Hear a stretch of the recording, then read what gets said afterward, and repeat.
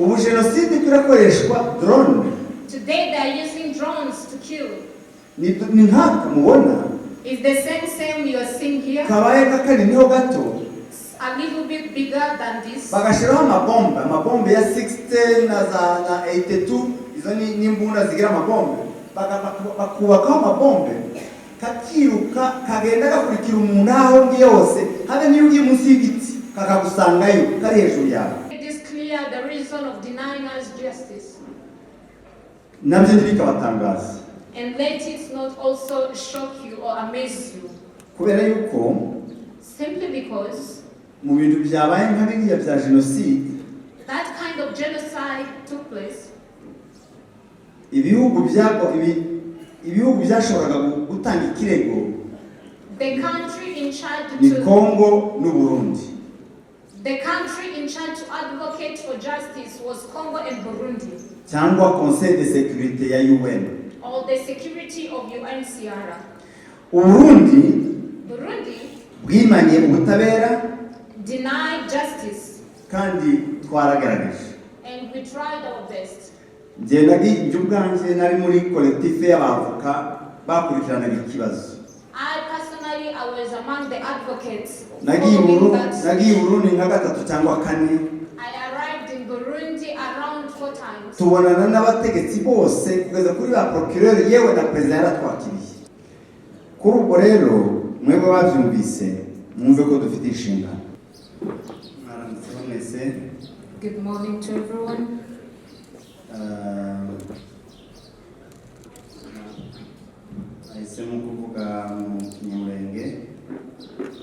I decided to give out my speech in Kinyamulenge. Umwana usobanura yihangana agaragaza sinzi ko amagambo aza kubona icyo bivuga ariko nyine uzugaragaza ujanisha.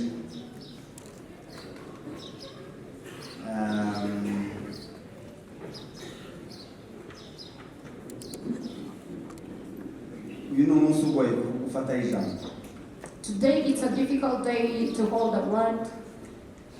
Kuko ibyabaye biza byibukwa bikibuka bikaba bibisi bikaba nkaho byaraye bibaye umunsi. Because what has happened, it renew itself day by day.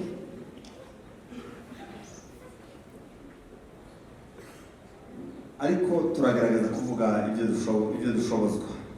But we are going to try our best to say what we can. Ijambo rya mbere ni ukubabwira impamvu y'urugenzi cyatumye tuza hano. First of all, I'm going to tell you the main purpose of our travel. Twaje kwifatanya namwe. We came to join you together. Abacitse kuri cumu mu Gatumba. The survivors of Gatumba massacre. Abo mu Bibogobogo. The survivors of Bibogobogo. N'ahandi hose hakorewe amahano. And also other places where killing took place. Ariko n'Abanyamulenge twese.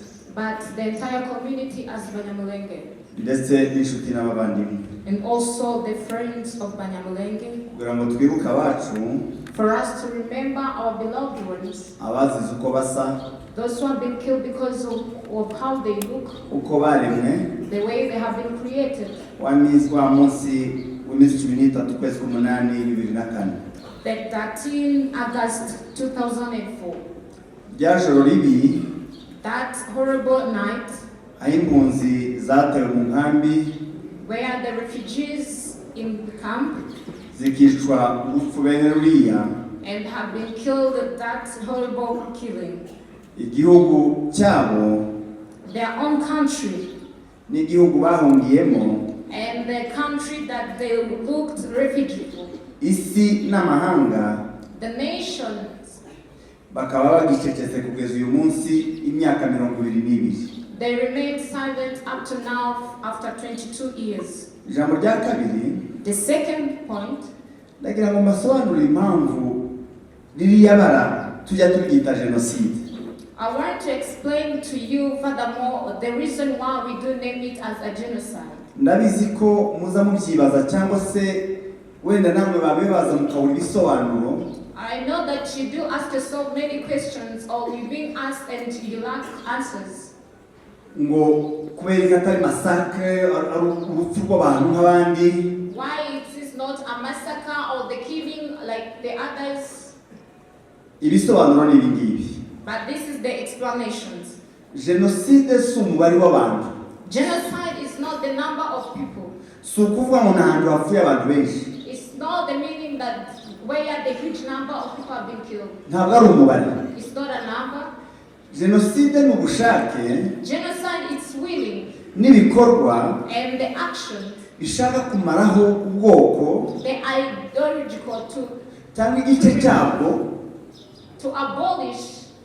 Abantu ubwoko cyangwa igice cyabwo. A part of people in the community. Bagize icyo bahuriyeho. Who have something that unites them. Ubwoko. A community. Uko wasa. It might be the way they look. Idini. It might be the religion. N'ibindi. Or other activities. Ushaka kumara abo bantu bafite icyo kintu bahuriyeho. Anyone with that idea of abolishing those people. Habe no kumara igice cyabo bantu. Even abolishing a part of it. Iyo niyo definition ya genocide. That's the true definition of the genocide. Gatumba rero. Gatumba. Ninga hari umugambi watangiye kera. It was an idea or a plan that has been planned since birth. Bivuze inkambi ndatekereza ko ari ubwa mbere inkambi igira mu bice bibiri bifite shitingi zidasa. They mentioned it's for the first time where the camp of refugees being divided into two with different colors of tents. Ni gute HCR yotanga amashitingi y'umweru uruhande rumwe n'amashitingi y'icyatsi kibisi urundi ruhande? How comes UNHCR can give all the tents of white to one side and the green one to other side? Abaje kwica abantu. For the killers. Bibasira rwa ruhande rumwe rurimo abanyamulenge gusa. And the killers concentrated to the part where the Banyamulenge were being hosted. Kandi impande zombi zari zituwe. And yet the two sides were occupied. Hishwa abantu b'ubwoko bumwe. But being killed the people in one community. Kuko abandi batari abanyamulenge bishwe. Because others who are not Banyamulenge who have been killed. Bazize kutwegera. They are killed because of supporting and coming closer to Banyamulenge. Bazize kuba mu mahema sana yacu. They were killed because of living in the same tent colors with the Banyamulenge. Bazize kuba bisanze mu mahema yabagenewe kwicwa. They were being killed because they were in the tents of those who are supposed to be killed. Abacu barokotse. The survivors. Simbabazi z'abicanyi. You know the mercy of the killers. Niba bandi baje bita nta rwamaza abatabazi. That those people being named that name. Nuko kandi. It's also because. Hari abandi bakeya bari muri ya mahema y'umweru. It's also because there are few of our own community were in the tent of those who are not supposed to be killed. Abo niyo mpamvu batapfuye. That's the reason few people are not killed. Kuko bari mu mahema y'abatagombaga gupfa. Because they are being hosted in the tents of those who are not supposed to be killed. Ariko umugambi wari wo kubica no kubamaraho bose. But the ideology was to kill and to abolish the entire community. Niyo mpamvu intwaro zakoreshejwe nazo. That's the reason why the weapons were used. Zigaragaza ko ntawagombaga gusigara. It shows that there's no anyone who was supposed to remain back. Kuvuga ngo batwike amazu, batwike amahema, burning the tents, abantu bashye n'ibintu, people and the properties to be burned, abagerageje kuvamo baraswe, those who try to escape cyangwa se batemwe n'imipanga, to be colored by ababaye nk'abiruka cyane baraswe. Those who try to run were being shot. Ibyo byose ni bigaragaza ko wari umugambi wo kumaraho abantu. All those shows that it was ideology to abolish the entire community. Ukurikiye amakuru yo mu Bibogobogo, if you can follow the history of Bibogobogo, kuvuga ngo bice abasaza n'abakecuru, killing the elder ones, bice abagore n'abagabo, killing the men and women, bice abana, killing kids, nta kindi gisobanuro ubona uretse gushaka kumaraho abantu. There is no any explanation for that. They just wanted to remove the entire community. Ijambo rya gatatu nshaka kubagira icyo mabwiraho. The third point I want to address you. Ni ijambo murimo kumva Kongo yadukanye muri genocide. It's the word that Congo came with, genocide. Genocide no kuyobya marari. Genocide is misleading people. No kuvuga ngo ni genocide ngo ikurikira itewe no gushakisha ubutunzi bwo mu butaka. They say that it was a genocide purposely to look for the wealth. Ibi Kongo yabizanye. Congo came with this. Kugira ngo bagaragaze kuzimya ibyaha tubareka. Just to cover their iniquities. Kuko abanyekongo si ubwoko. Because Congolese is not a community. Ikintu duhuriyeho ni nationality.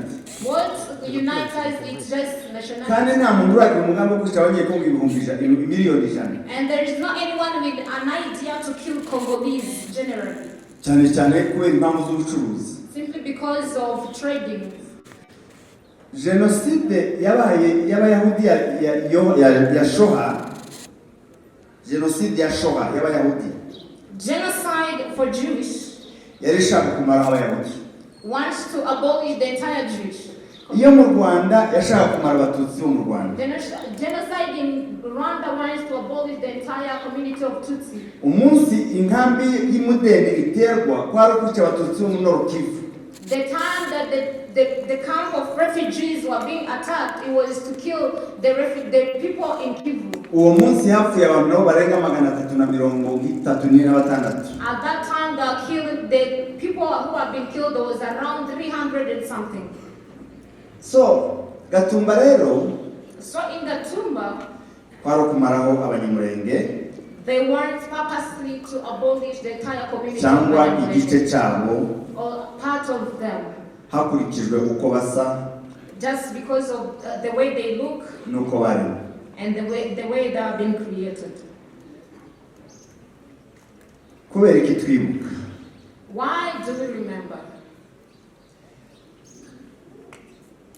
Uyu munsi ndagerageza kuvuga buhoro kuko ndashaka ngo twumve. Today I try to. Kandi ibyo dukora tujye tubishira mu gaciro. I want us to listen more and to put into practicals of what we do listen. Kubera iki twibuka? What's the reason why we do remember? Kwibuka abacu si ukwanga gutanga imbabazi. Remembering our own ones is not denying forgiveness. Si ukwanga kubabarira. It's not denying forgiving. Si ukwigisha urwango. It's not teaching hatred. Si ugushaka kwihorera. It's not committing revenge. Ni uguha agaciro amaraso y'abacu bazize icyo dusangiye. It's to recognize and to value the blood of our beloved ones and what we share. Uko Imana yabaremye. And the way God created them. Impamvu tugomba kubiha agaciro. The reason why we do have to recognize them and value them. Nuko aho bari bari. It's because where they were. Iyo tuhaba natwe tuba twarapfuye. If we were there also we have been killed. Umwe muri twe wese wahabaga uwo munsi. Anyone who be there at that time. Aba yarapfuye. Will be killed. Mvuze ko bazi icyo dusangiye. They have been killed because of what we share. Bapfuye urupfu rwacu. And they will have been killed on our behalf. Bapfuye urupfu twari tugenewe. They have been killed, the killing that we also supposed to be killed. Tugomba kubibuka. We're supposed to remember them. Impamvu yindi. The second reason. No kwirinda kwibagirwa. Is to avoiding of forgetting. Kwibagirwa ni indwara. Forgetting it's a disease. Kwibagirwa ni umwanzi. Forgetting it's an enemy. Kwibagirwa gutera gusamara. Forgetting do come with restless and bituma wirara cyangwa se ukarangara. It makes you to hold. Turibuka kugira ngo abakiriho baze bahora bari maso. We remember for those who are still alive to be watchful. Biteguye kugira ngo batazongera gutungurwa kandi basinziriye. Being ready so that they cannot be attacked and harmed. Abacu batewe saa yine saa tanu y'ijoro our beloved one had been attacked at around 10 p.m. at night. baricwa kugeza minuit hafi saa saba z'ijoro. And they have been killed up to midnight. Amasaha yo kuryama no kuruhuka no gusinzira. The time of resting and sleeping. No kwirekura. Biravuga ngo tugomba guhora twibuka ngo tube maso.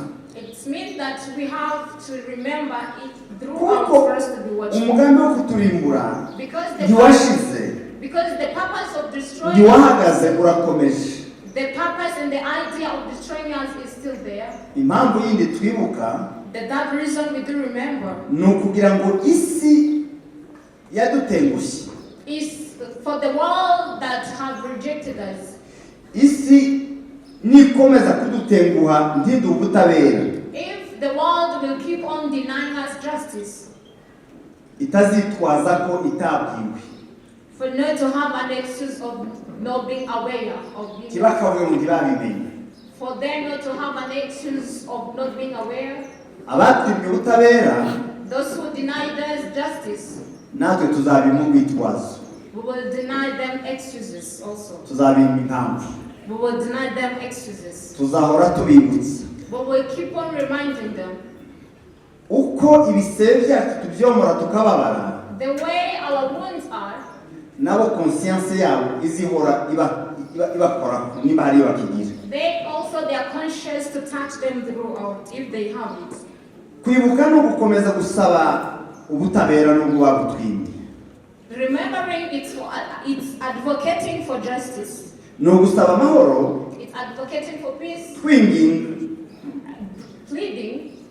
Twinginga to insist dusaba amahoro. Pleading for peace. Dusaba kubana neza n'abandi. Pleading to live in peace with others. Yewe ndetse n'abatwikiye. Even to the one who killed for us. Uko kubana ko tuzabana.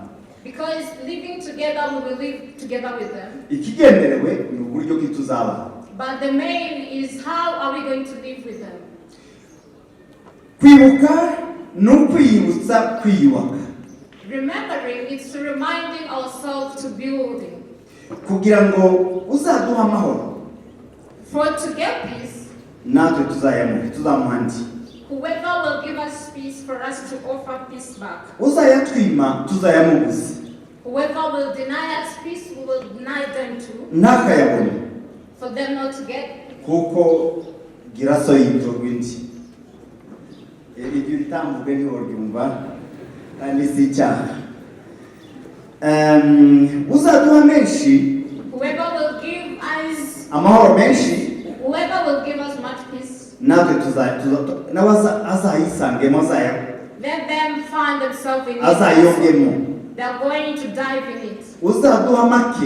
Whoever will limit us to peace. Tuzamugerera mukwiye. We are going to kumuha amukwiye. We will offer them the worthy ones. Kandi and also uzayatwima. Whoever will deny us, tuzabona ubushobozi bwo kuyamubuza. We will give the capacity to deny them also. Ijambo rya gatanu. The fifth word. No kubaza niba umugambi waba warahagaze. Is to ask them if their purpose, their plan has stopped. Ndagira ngo twibaze twebwe niba umugambi wo kutwica warahagaze. I want us to ask ourselves if the idea of killing us has stopped. Ndagira ngo mbwire ko umugambi uhari. But I want to tell you that the idea has not come to an end, it's still there. Muzima kandi ukomeye. The healthy one and the stronger one. Wo kutumara ku isi. To abolish and destroy us in the world. Kuva kuri Kirumba no mu Gatumba no ku Gatumba. From Kirumba. No ku Gatumba. Even in Gatumba. Bibogobogo, Ibaraka, mu Rweba. Bibogobogo, Ibaraka. Nakamanyura hariya kuri Rusizi n'ahandi kugeza kuri za drone ziri mu Minembwe. Kamanyura and even other places up to the drones there in Minembwe. Drone amagana zija mu Minembwe. Uncountable drones going there in Minembwe. Ziba zigiye kuturamutsa. They are not going there for peace. Ziba zigiye gusura ababyeyi bacu. They are not going to greet our parents. Indege leta yohereza amadrone amagana. The uncountable drones that are being sent by the government zikica abasaza bafite imyaka 95 and go there to kill the aged ones, zikica abakecuru bafite barengeje imyaka 100, kill the old women, zikica abana bavuye ku ishuri, do kill the young kids coming from school, zikica abakobwa bavuye mu ngwi, killing the young ladies n'abavuye kuvoma, and those who are coming from fetching. zikarasa amazu y'abaturage, They do burn the houses of the citizens zikarasa amashuri, amasomo n'ibitaro, and destroy the schools and hospitals zikarasa amakanisa. and destroy the churches. Murumva ko si intambara isanzwe. It's not a normal war. Kandi njye mvuye mu Minembwe, And for me, I'm coming straight from Minenge. uko niko bimeze. That's the current situation. Iyo bigeze aho umugambi wo kwicisha abantu inzara, Where it comes to an extent where they kill people with hunger.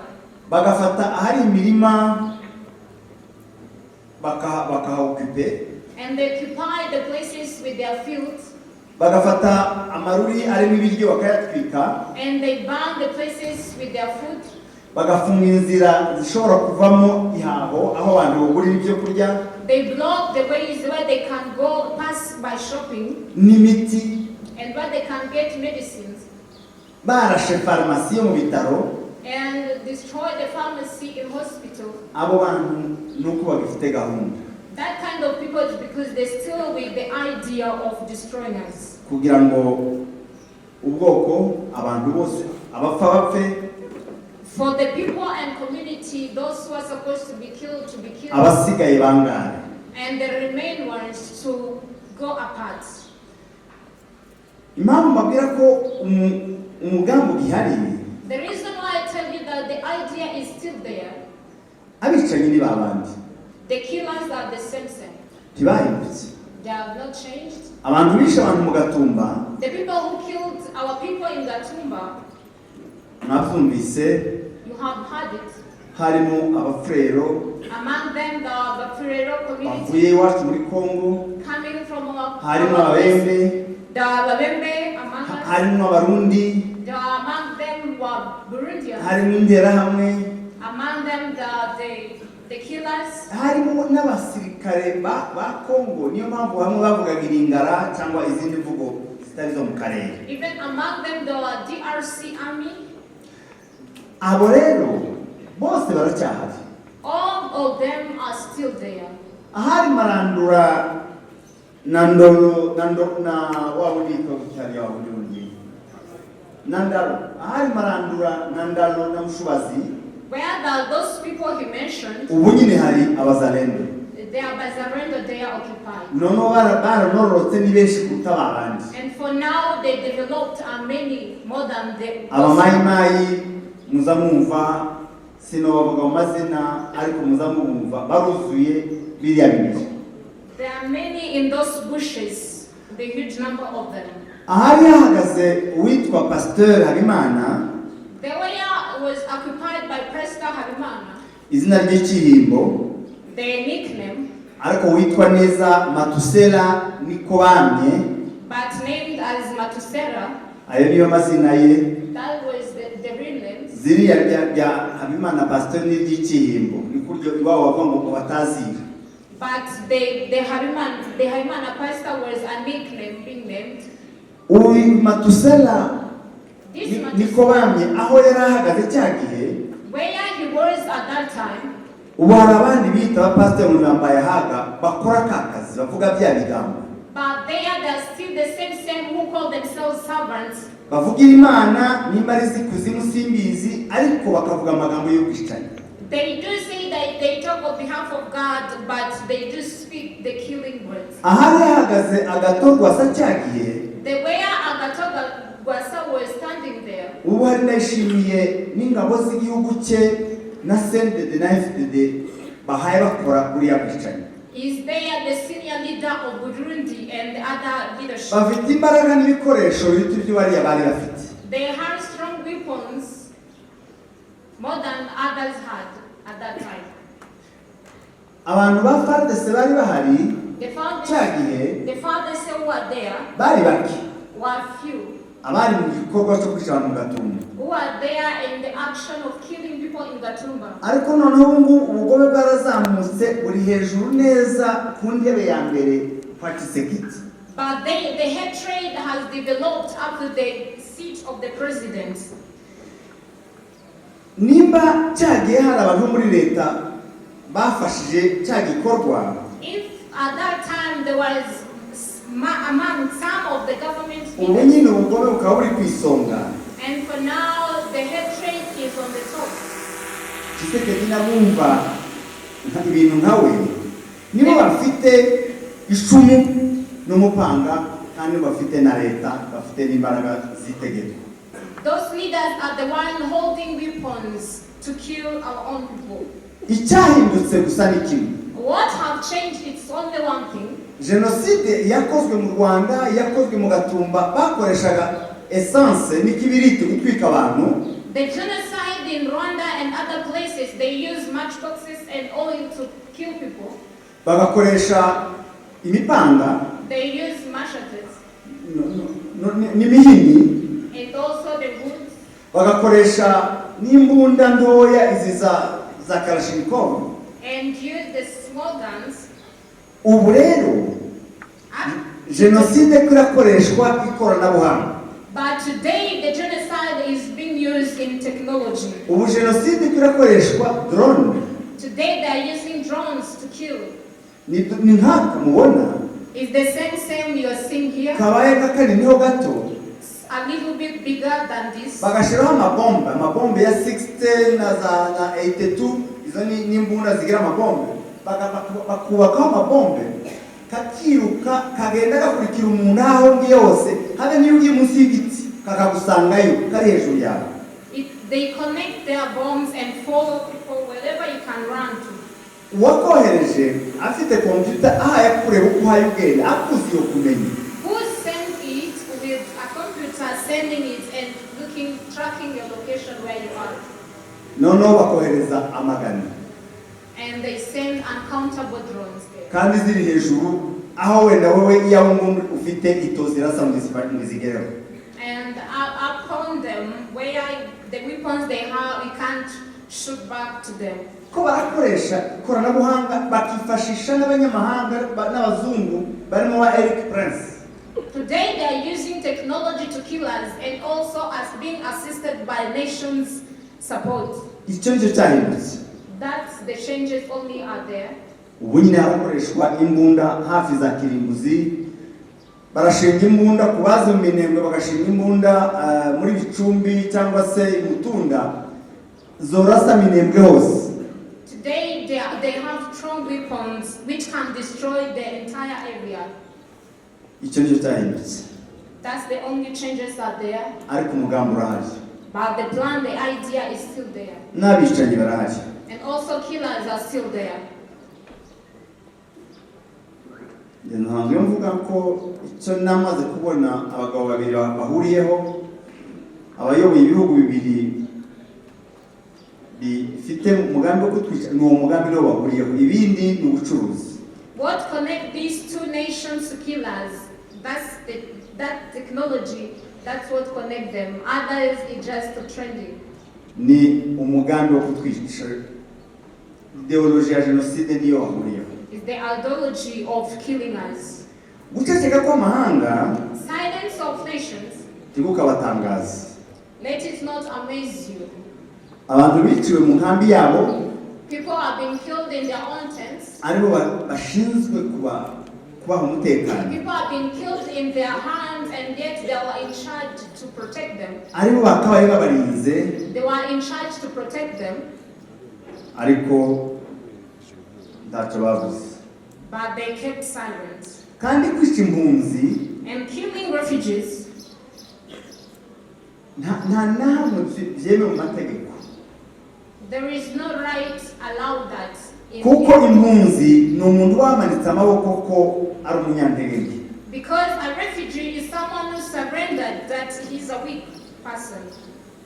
Nta shema ryo kwica umuntu wamanitse amaboko. There's no any pride of killing someone who surrendered. ariko UN ntacyo yigeze ikora. But UNHCR did nothing to that. Impunzi biba bizwi ko nta ntwaro ifite. They are aware very well that the refugees has no any weapon to fight them back. Ariko guceceka kwa UN ndikore nankete. But keeping silence of UNHCR without even doing investigation. Habe n'abavyiyemereye bonyine ntibakurikirana. Even those who accepted publicly that they're the ones who committed that genocide have not been followed. Tugomba kubikuramo isomo. We have to learn from it. Isomo rya mbere, The first lesson that you have to learn from it nuko isi itagira imbabazi. is that the world is merciless. Isi ntigira impuhwe. The world is merciless, has no mercy. Amahanga Nations ajaramira wanze gupfa cyangwa wananiwe urupfu. Amahanga ajatabara wanze gupfa cyangwa wananiwe urupfu. The nations do rescue the one that has become difficult or denied to be killed. Kuko mwibutse amakuru atarayakure cyane muri genocide yo mu Rwanda abenshi bari bahari babona. Simply because if I can talk about the history in genocide in Rwanda, Amahanga yaracecetse. nations kept silent. Uwihuse muri bo It is clear the reason of denying us justice. nabyo ntibikabatangaza. And let it not also shock you or amaze you. Kubera yuko Simply because mu bintu byabaye nka biriya bya genocide, that kind of genocide took place. ibihugu byashoboraga gutanga ikirego The country in charge ni to Congo n'u Burundi. The country in charge to advocate for justice was Congo and Burundi, cyangwa Conseil de Sécurité ya UN. or the security of UNHCR. Uburundi Burundi bwimanye ubutabera denied justice, kandi twaragaragaje. and we tried our best. Njye ubwanjye nari muri collectif y'abavoka bakurikiranaga ikibazo. I personally, I was among the advocates. Nagiye following that. Burundi nka gatatu cyangwa kane. I arrived in Burundi around 4 times. Tubonana n'abategetsi bose kugeza kuri ba procureur yewe na president yaratwakiriye. And we met all the authorities up to president. President aradusezeranya aratubwira ko agatorwasa n'uyu pasteur bazoba badutanga ikirego baduheza nimero ya dossier. And the president promised us that they are going to follow it and they are going to be caught. Ariko byahekeye aho ngaho. But that was the end of it. Procureur twarabonanye aduha nimero ya dossier atubwira ko bazotangira kubasambisha vuba cyane. Procureur, we met them and gave us the number of the case number, Ariko ntacyakozwe. but they did nothing. Ariko isubiye inyuma naje kubyumva. But when we went back, Naje kumva impamvu bataduhaye ubutabera. I came to find out the reason why they denied us justice. Nuko bahuje umugambi n'ababicanyi. It's because they joined together with the killers. Abicanyi ba kera n'abicanyi b'ubu bahuje umugambi. The killers in that time, even the current killers, they have the same. Kubereka abicanyi b'ubu bafunga abicanyi b'ejo. Why? The reason they can catch the killers who killed us in that time. Icya kabiri The second thing nuko bakiri muri gahunda is because they're still in their process yo kwica abasigaye. to kill the remaining ones. Murafungira abantu ko bishe abandi kandi bagifite gahunda yo kwica abo abasigaye.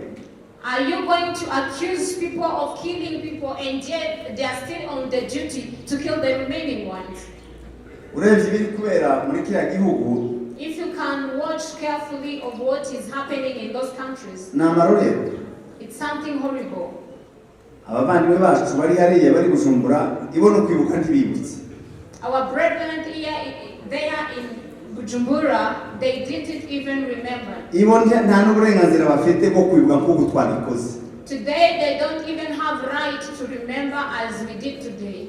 Nono ntibagiye no kwirima ngo baje kureba hariya twashinguye abacu. They have never even been allowed to go there to the graves.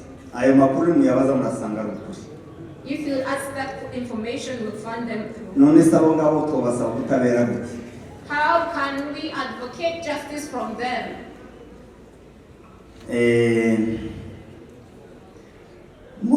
Bari mu tuntu nyine turi chip ngo mutualite irakorana na gakondo, irakorana n'amahoro, irakorana nande bon mutualite. So nukubabwira ko abo it's to tell you that those people nta bushobozi bafite bwo kuduha ubutabera. They don't have that capability of offering us justice. Kuko nta butabera buri mu mitima yabo. Because they don't have it in their hearts. Congo nyiribantu their own people. Kuko abantu bapfuye bari abanyekongo. Those who have been killed was Congolese. Niyo akagombye guhaguruka mbere. Is the one that has to stand on the front line. Uburundi bwagombaga guhaguruka kuko abantu baguye ku butaka bwabo. The government of Burundi was to support him because people have been killed on their land. Ariko ntibabikoze. But they didn't. Kongo yagombaga guhaguruka kuko ni abantu bayo bapfuye. But Congo was to step in because it was their own people who were killed.